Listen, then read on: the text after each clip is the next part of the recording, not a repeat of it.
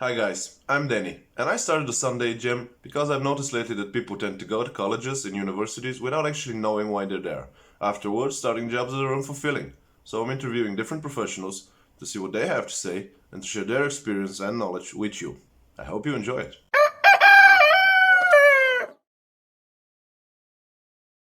Right on. Ruth Simpson, how you doing? Thank you for joining. Thank you for being here. You're on the air. Hey, thank you. How are you? I'm glad to be here. Thanks for inviting me. All is well. You're more than welcome. So, the podcast will be mostly focused on three aspects. What do you do for a living? How'd you get there?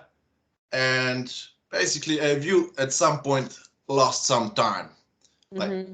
if you tested a few other things. So, Mm-hmm. tell us what you do for a living.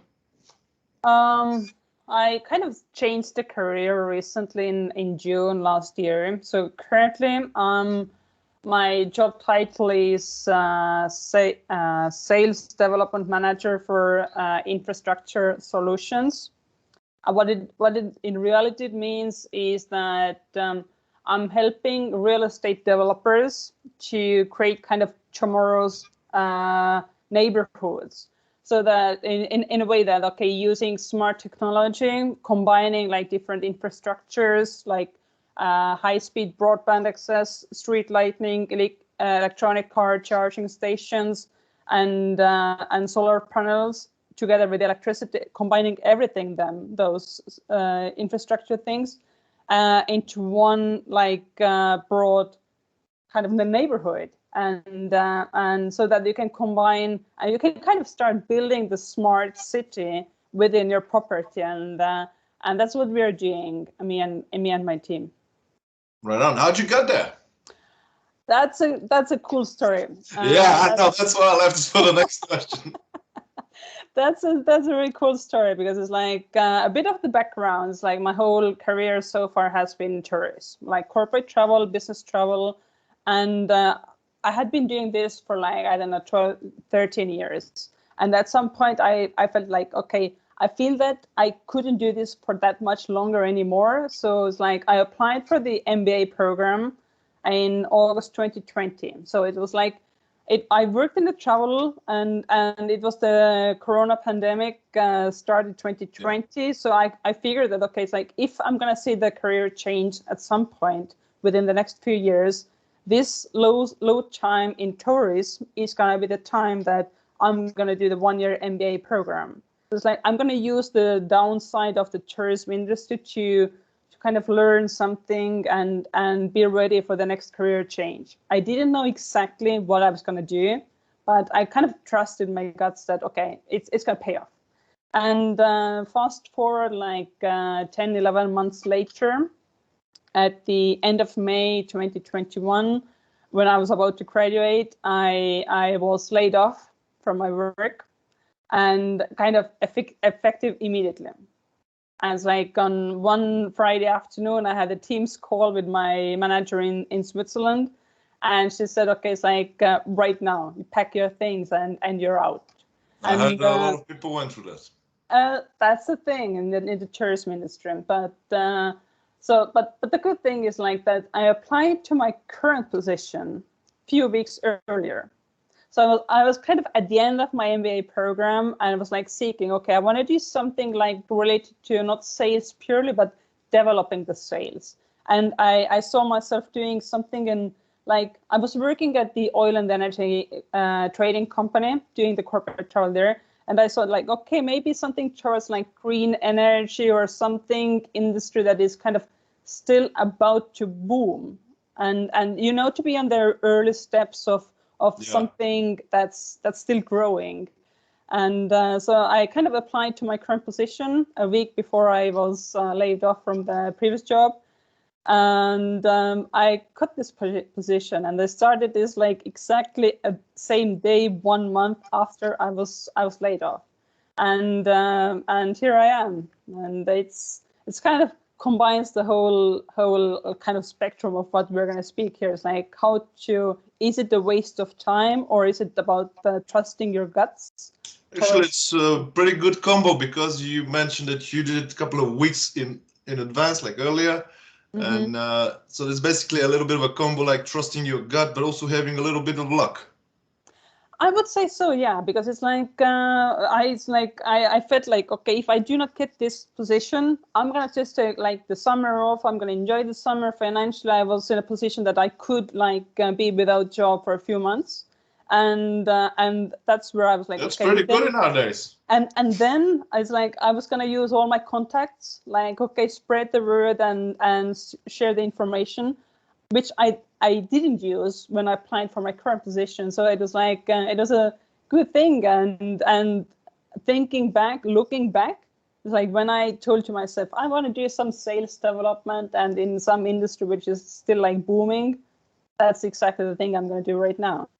And I got to this position thanks to the MBA program, because it's like they wanted someone with MBA background or business administration in general master's level, and I am here. And so How it did is. you how did Yeah. you knew what to study? What pushed you through MBA? Because that's the thing, you can combine this with everything. Yeah. My background was tourism. It was international tourism. I reached this glass ceiling thing. You couldn't get any further in corporate travel I was doing, and I felt it was ready. And it's like, okay, I had the BA in tourism. I had the masters in tourism, which we studied where we met in Denmark, and I was thinking, okay, it's like I'm going to do some business administration, just because it's like I can combine this with everything. I could combine this with tourism if I wanted to stay within tourism, or it's the general information or knowledge, and that's going to help me somewhere else as well. And that's kind of a good starting point towards some changing the career. And it is because MBA is I picked MBA because it's like that's kind of international reputation. It comes from the US, and it's like if I ever gonna work in the US or go to the US or UK or anywhere in the world, they know what it is. It's They a pretty know, good safety net, yeah. and it is, and it's like when they tell me that, okay, or I'm gonna tell everyone that, okay, I got the MBA from Estonian Business School. They know, okay, MBA, it's kind of a safe list. It's a checked thing, and it's no just local program somewhere in Estonia. So that's why I got the MBA, and I got the 1-year program, because it's like I want to get things faster, and that's where I am. It's pretty solid. Have you at any point in your career had that, or not only in your career, basically after high school, have you ever had that point where you started something, you felt that it wasn't for you, and you left it aside or something? And if so, how exactly did you felt it? How did you figure it out it wasn't for you? What was the hint? Mm-hmm.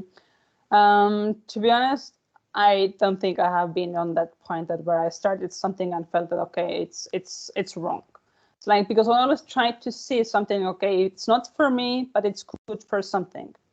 And Right. that's the same thing for the master's degree I received in Aalborg University in Denmark. Knowledge-wise, it hasn't helped me that much. So it's like, you could say knowledge-wise, it's kind of a wasted time, but I got the international experience. I got the international master's degree from living abroad and working abroad. That's something. It's like So that's not exactly a loss of time. exactly. So that's why I'm trying to say, okay, I didn't win on the way that I kind of expected from the MA degree, but I won bigger. And that's why I always try to say, it's like it's either glass is half empty or half full. I try to say it half full, because it's like I won so much bigger. It's like from Denmark, I went to India. I lived and worked in India.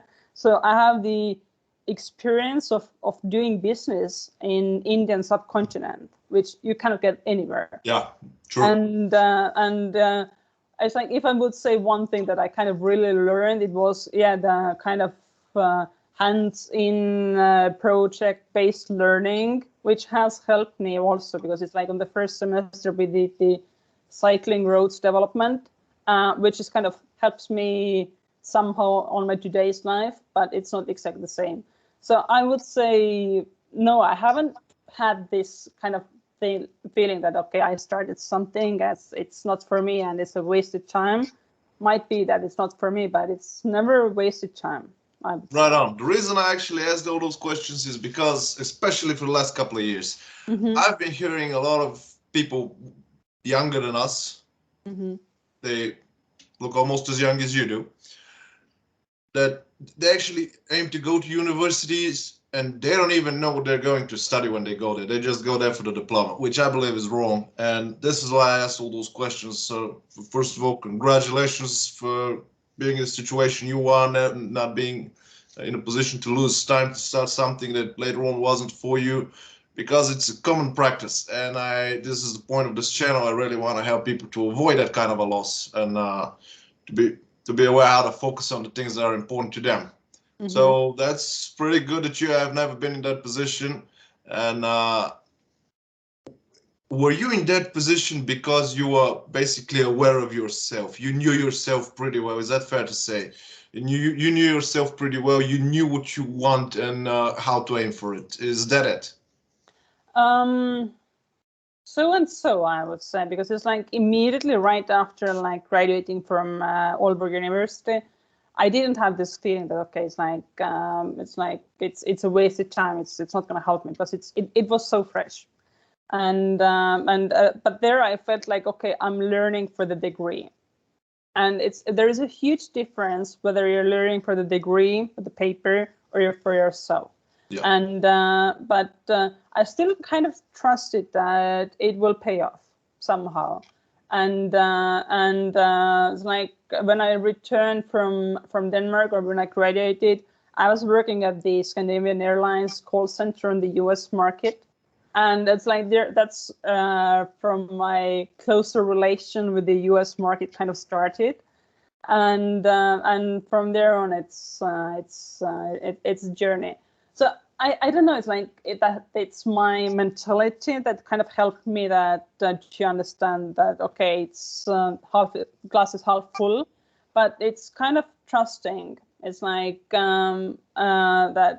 okay, just trust your instincts that it's gonna work out. And I think maybe it's like because I had this gap between my bachelor's degree and master's degree where I was working, and then maybe it's like that working phase kind of helped me have another perspective on myself, on what I'm doing, and to create this trustfulness towards myself.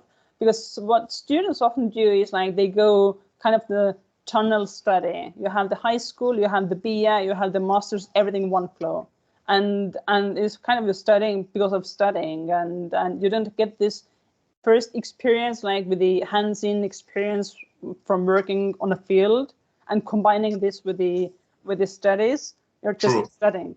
But if you do those gaps where you kind of use what you have learned and then you put this into practice, and then after a few years of working, you go back to studying, it's a totally different study then.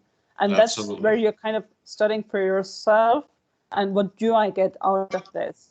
And that was my MBA degree, that, okay, I put everything I learned on that one studied lesson a day. I knew, okay, it's like in my job, it's this, and in my job, it's like that. And you get kind of different perspective towards when it comes to studying. Right on. And then this with the work experience. I actually haven't thought about, because I did exactly that way. I graduated high school and I was very young. I was 17 when I started my bachelor degree. Then I was very young when I graduated the master. So I never really had that gap. And indeed, when I first started working, I had no idea what I was going to do. I was basically very unprepared. But that's remarkable. Those inputs were truly great. Thank you, Ruth, for your time, and thank you for being with us today. Thank you for inviting me. It's my first time being a guest in a podcast, so it was a really great experience. So thank you. Well, you're the first guest on this podcast as well. Thank you for inviting me. Don't mention. Guys, I hope this one was useful. Please follow the channel on YouTube, Rumble, Gap, Twitter, Facebook, and LinkedIn. Ring the bell and all the good stuff. Have a nice week ahead, and I'll see you next Sunday.